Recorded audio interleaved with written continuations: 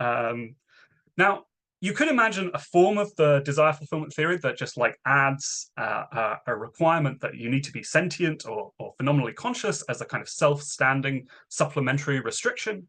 That might seem to have a kind of ad hoc quality to it, though it's not obviously more ad hoc than the other restrictions that are added to the theory in response to different counterexamples.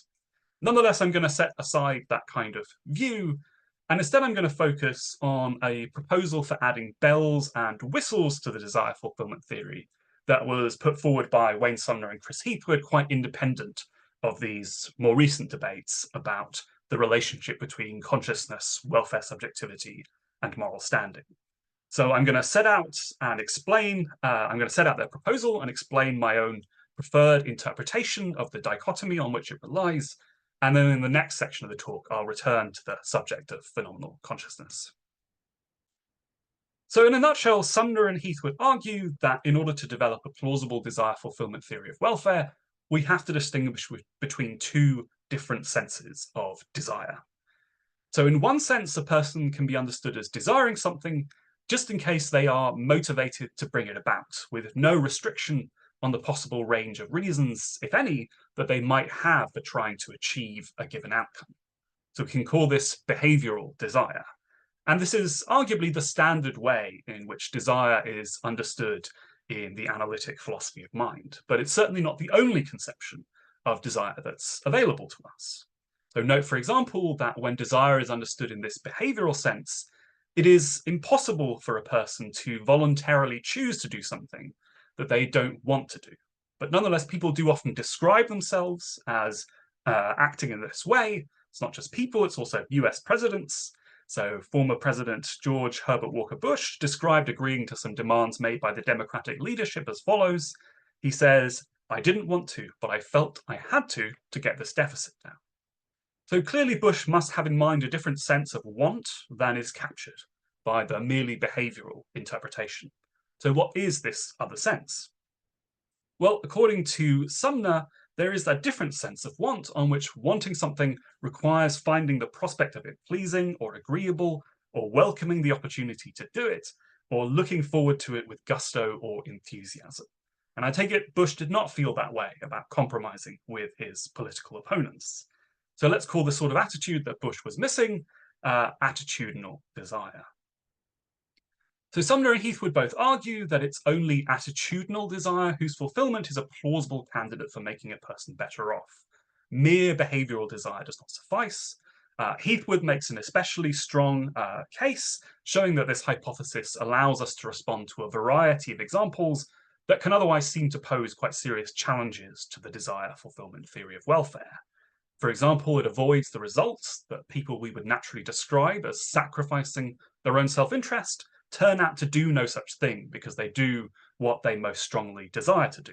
So to take one of Heathwood's examples, suppose that you decline to eat the last slice of pizza at the faculty party, although it looks delicious. It looks delicious, but you don't want to be the sort of person who takes the last slice of pizza. And let's assume that you get what you want. Still, the intuitive thing to say is that you sacrificed your own self-interest for the sake of etiquette. And that can be explained very straightforwardly by appeal to the claim that only the satisfaction of attitudinal desire is a welfare good, given the plausible assumption that standing on principles of etiquette is not the sort of thing to inspire gusto or enthusiasm, unlike delicious pizza. But what exactly is attitudinal desire? So we're told that attitudinal desire may involve finding the desired object pleasing or agreeable. It may involve viewing it with gusto or pleasure. The implication is that there are different sorts of ways in which this attitude might manifest. But what is the thing itself? What is it that manifests? So I think that a very plausible answer is that attitudinal desire involves a positive affective state directed toward the object of desire, or at least a disposition to exhibit some positive affective state directed toward the object of desire. Now, what do I mean by an affective state? So affective states are a class of psychological states of which emotions are the paradigm instance. And other commonly recognized affective states include moods and also valent bodily sensations like itches and pains, though according to at least some philosophers, all of these are merely different species of emotion. But what do these different states have in common that mark them out as a distinctive psychological kind? So I think that's actually just an open empirical question. So it's plausible that at least one defining feature of affective states is that they are valenced and can be arranged along a positive negative axis. So joy and contentment are positive emotions, anger and fear are negative emotions. But there's no agreed upon theory of what the valence of affective states consists in, and there are at least some psychological states commonly classified as emotions that might not seem to have any inherent valence. So surprise is often classified as an emotion, but you might think that surprise is neither inherently positive or negative. A wide range of authors who otherwise accept relatively diverse theories of emotion also tend to favor the view that affective states involve the interoceptive monitoring and registration of bodily states and physiological changes, but there are also others who deny any central role for the registration of bodily states and changes in explaining affect. So I won't take a stand on these controversial issues, and to sort of try to keep the discussion somewhat simple, I'll largely focus on the role of positive emotions in grounding attitudinal desire, and I'll set aside other affective states. One other reason to focus on emotions in particular is that it's more or less universally agreed that emotions, both positive and negative, are intentional states. So emotions are directed toward intentional objects, which may or may not exist, as when the child is afraid of the monster under the bed. And intentionality might not be a property that's shared by all affective states.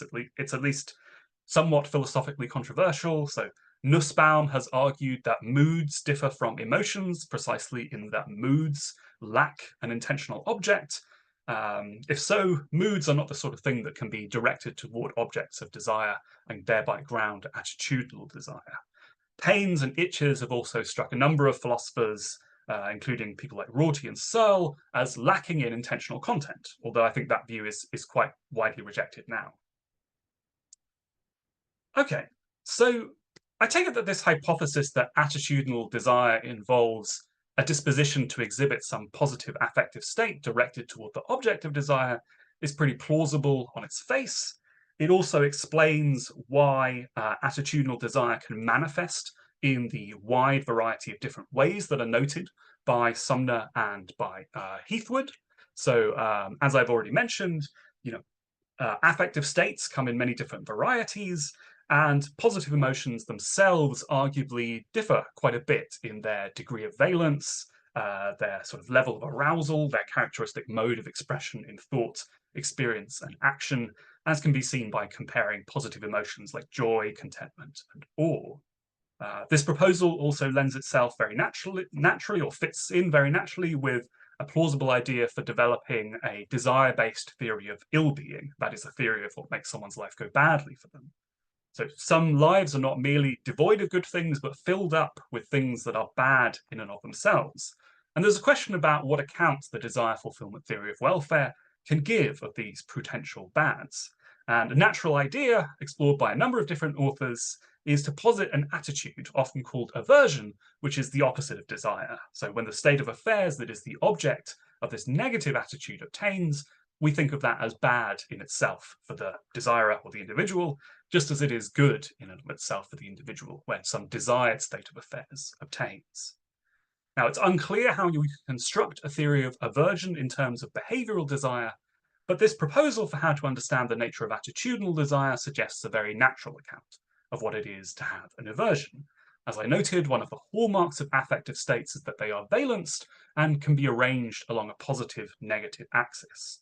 So granting that attitudinal desire involves a positive affective state directed toward the object of desire, we can say that an aversion just involves a corresponding negative affective state.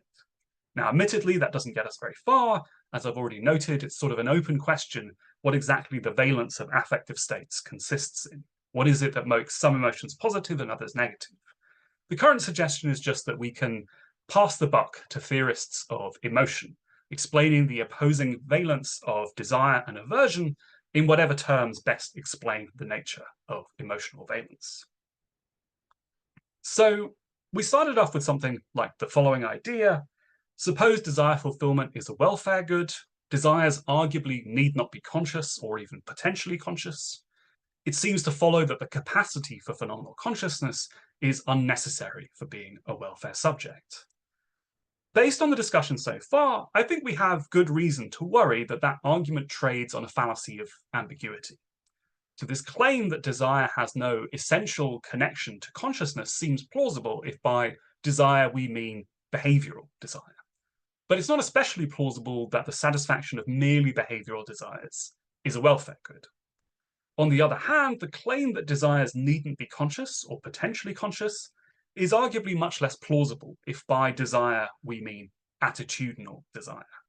And in the recent philosophical literature, Eden Lin has suggested that attitudinal desire requires phenomenal consciousness. So Lin notes that although Sumner and Heathwood don't explicitly say this, it is plausible that attitudinal desires are partly constituted by a certain kind of phenomenology.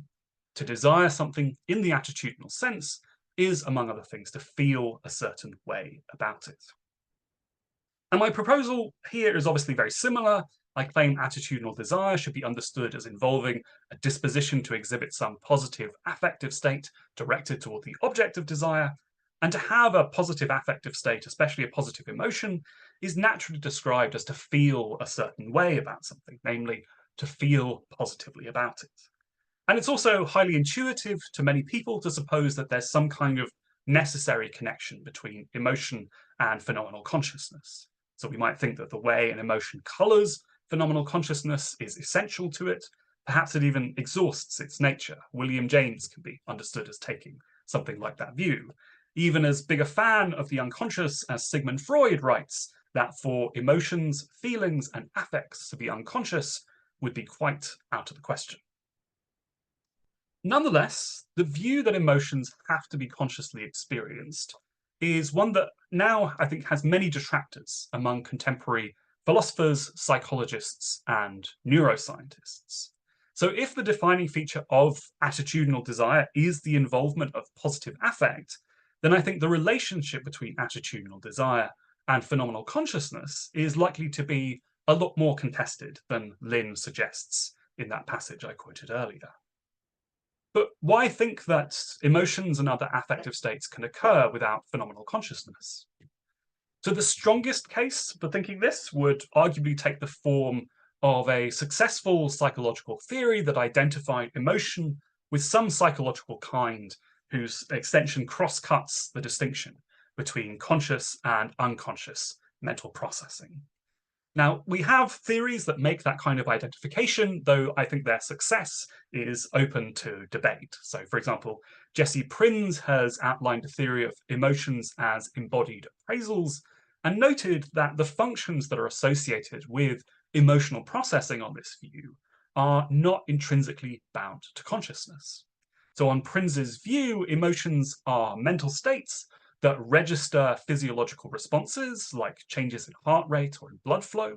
And in doing so, their ultimate function is to indirectly track core relational themes, such as the presence of danger or the occurrence of loss. And since neither the registration of bodily changes and states nor the tracking of these core relational themes appears to require phenomenal consciousness is not a necessary condition for emotion on Prinz's account. Now, although I think that account does have a lot to recommend it, resting the argument for the possibility of unconscious affective states on this kind of fully fledged philosophical theory of the nature of emotion is unlikely to persuade very many, just because there are no uncontroversial theories about the nature of emotion. But fortunately, the case for thinking that there could be unconscious emotions or other affective states can also be made to some extent without needing to rely on any such controversial theory, relying instead on our intuitions about cases. So there are a number of different purported examples of unconscious emotion. Sort of one class of examples appeals to the idea that people who are undergoing an emotional response sometimes seem to be completely distracted from their own emotional state because their attention is fully occupied by something else. So, for example, the driver of an out-of-control vehicle might be completely absorbed in ensuring that they don't crash, whilst apparently gripped by fear. And they might not realize how terrified they were throughout the whole ordeal until the car comes to a safe stop and they notice just how far they've dug their fingernails into the steering wheel. Now, if you adopt the admittedly controversial assumption that attention gates the contents of consciousness, then these apparent cases of unattended emotion might be thought of as involving unconscious emotion. Results from a series of studies by Kent Berridge and Piotr Winkelmann have also been thought to provide evidence for the occurrence of unconscious affective states. And crucially, unlike in the kind of examples I was just discussing, these are unconscious states, unconscious affective states, that people appear to be unable to introspect, even when they are asked to attend to how they're feeling. So Berridge and Winkelmann's studies involve the subliminal presentation of happy, neutral, or angry faces. And in prior studies, it had been shown that these subliminal images could evoke emotions or other affective states as registered by subject self-reports. But in Berridge and Winkelmann's studies, the prime didn't influence self-reported affect. Nonetheless, it did influence behavior. So they recorded subjects' reactions to a lemon-lime flavored drink, and the valence of the prime interacted or influenced thirsty subjects' reactions to the drink, as revealed by how much of it they poured and how much of it they consumed. So Winkelmann et al. Claim that this is the first demonstration in a non-clinical human sample that affective reactions can be subliminally triggered and can change behavior, yet still remain inaccessible to introspection. Now, I grant that not everyone will come away convinced. Nonetheless, I think the considerations I've reviewed make a reasonable case for recognizing the possibility of affective states that occur without phenomenal consciousness. Ipso facto, they seem to make a reasonable case for supposing that there could be attitudinal desires in the absence of phenomenal consciousness. At the very least, they suggest that this is a hypothesis that seems worth taking seriously. So what, if any, are its normative implications? So I suggested earlier that the welfare good of desire fulfillment requires the participation of positive affective states. And whereas we might have thought that this implied a necessary role for phenomenal consciousness, I've just argued that we actually have relatively good reason to expect that our best psychological theories may fail to treat affective states as intrinsically bound to consciousness. Now, even if a policy of reserving the term emotion for consciously experienced mental states fails to carve psychological reality at the joints, it might nonetheless carve ethical reality at the joints. So why not simply insist on drawing yet another line here, yet another distinction, this time within the class of attitudinal desires and affects? Why not say that it is only attitudinal desires that involve conscious affective states whose satisfaction contributes to welfare? So consider again the kind of affective responses that were supposedly evoked by Berridge and Winkelmann in their subjects as a result of the subliminal presentation of happy or angry faces. It might seem pretty hard to believe that those unconscious responses really made any difference to people's welfare at that time or at any other time. Nonetheless, those affective responses are also arguably so weak that any contribution they might make to individual welfare is of the kind it might be somewhat easy for us to miss or ignore in our intuitions. A much better test case would arguably involve strong unconscious emotions, whose downstream effects on behavior and cognition are similar to those of intense fear or intense anger. Now, you'll not be surprised to know that there are no documented cases of such emotions being induced in human subjects using subliminal presentations of various stimuli. Fortunately, we are philosophers, and we can appeal to thought experiments.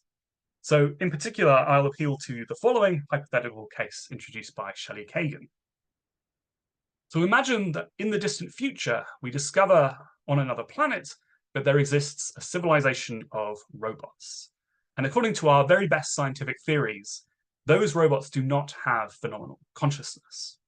Nonetheless, we're asked to imagine that they engage in various sophisticated behaviors. They form friendships, they make art, they even reproduce mechanically, form families. Nonetheless, there is nothing that it is like to be such a robot. Now, Kagan asks us to imagine that you are a scientist hoping to learn more about the inner workings of these remarkable creatures. So, you capture a small one, very much against its protests, and you're about to cut it open to examine its insides when another robot, its mother, comes racing up to you, desperately pleading with you to leave it alone. She begs you not to kill it, mixing angry assertions that you have no right to treat her child as though it were a mere thing, with emotional pleas to let it go before you harm it any further. Now, Kagan thinks that it's just obvious in this case that it would be wrong of you to rip up the small robot. He says it simply doesn't matter to me that the child and its mother are mere robots, lacking in sentience. Now, I share the intuition that it would be wrong to destroy the child, though I don't agree with the lesson that Kagan wants us to draw from this. So according to Kagan, being an agent, in a special sense, suffices for moral standing. And to be an agent, in Kagan's sense, is to have self-regarding preferences that guide behaviour. And Kagan understands these preferences as amounting to what I've been calling behavioural desires. So they are dispositions to act in ways that tend, according to one's beliefs, to bring about specified states of affairs. And he denies that the mental states that are constitutive of agency so understood require phenomenal consciousness, and he suggests that even if you could convince him that they do, there must nonetheless exist analogous states with similar functional roles that would in themselves be sufficient for moral standing. Now, I find it implausible that our reactions to Kagan's thought experiment are driven by the presence of agency so understood. And that's because agency, as Kagan understands it, is something that the robots in his thought experiment seem to share with corporations like Microsoft or Apple. But breaking up a corporation does not evoke the kind of reaction in us that the prospect of breaking up a small robot does.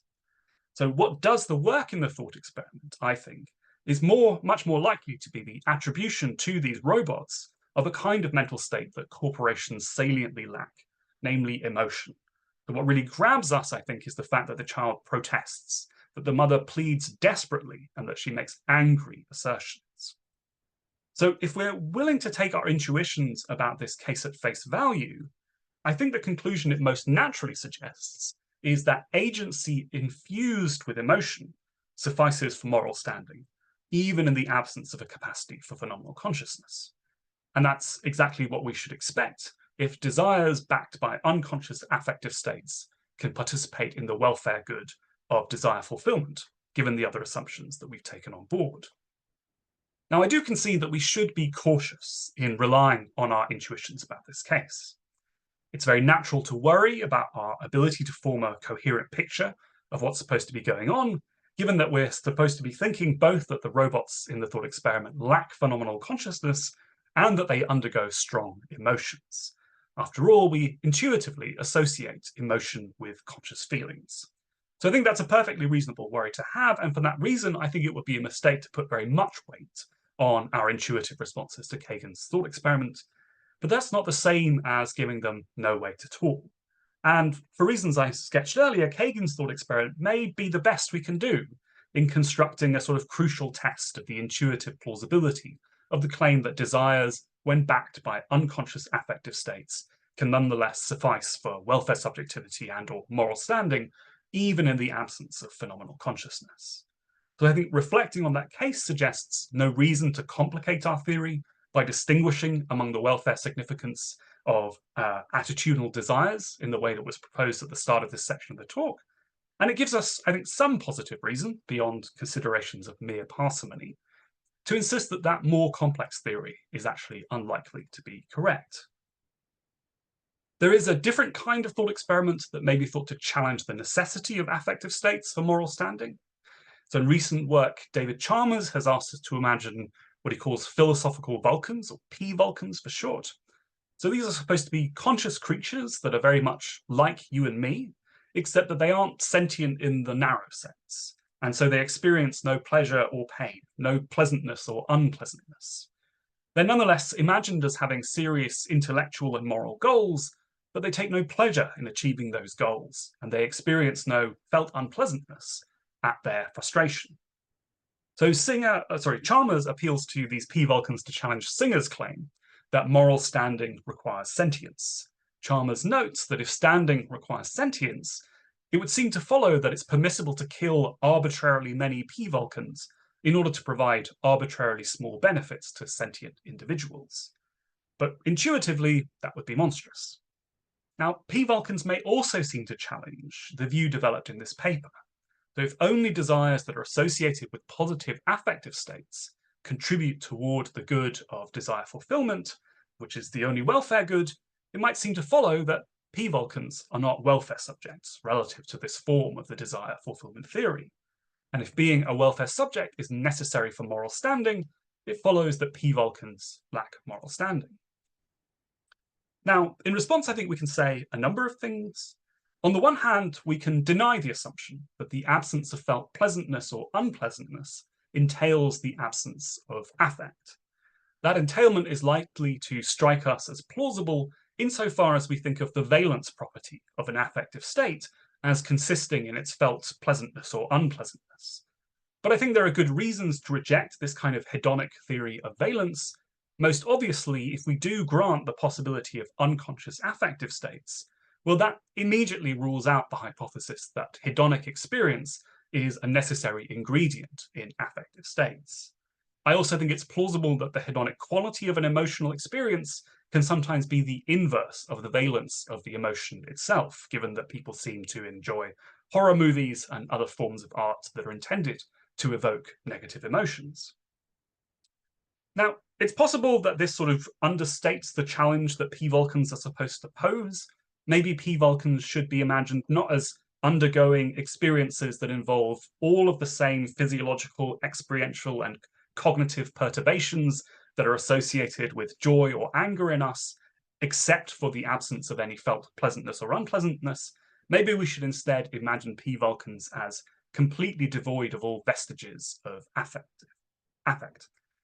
In that case, however, I do actually feel comfortable in just relying on the sort of arguments that were rehearsed earlier to claim that p-Vulcans are unable to instantiate the welfare good of desire satisfaction.